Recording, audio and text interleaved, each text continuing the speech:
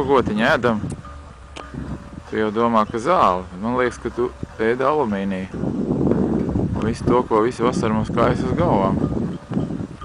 Kad biju apmācies, redzēt īsti nevarēja, bet pirmā tagad saulainā.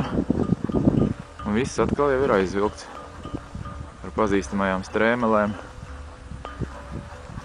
Viss ir tāds redeļains. Ir tā kā divas debesis. Ir viens tās zemākās, kas ir tās dabiskās, un tās augstākās ir tās sadalītas. Ja domāt, ka to ir darījis kāds mākslinieks, varētu teikt, ka diezgan skaisti.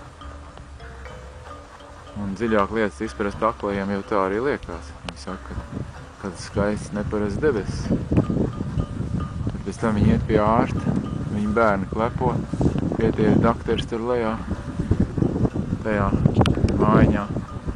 Sacīja, ka ļoti daudz cilvēku šogad slimo ar elpošanas ceļu, visādām slimībām, iekaisumiem.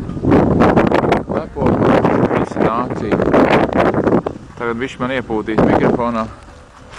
Un tu gotiņi es atgādinu, ja? Es uzmanīgi. Dievs tev, protams, palīdz, bet tu ēdi alumīniju.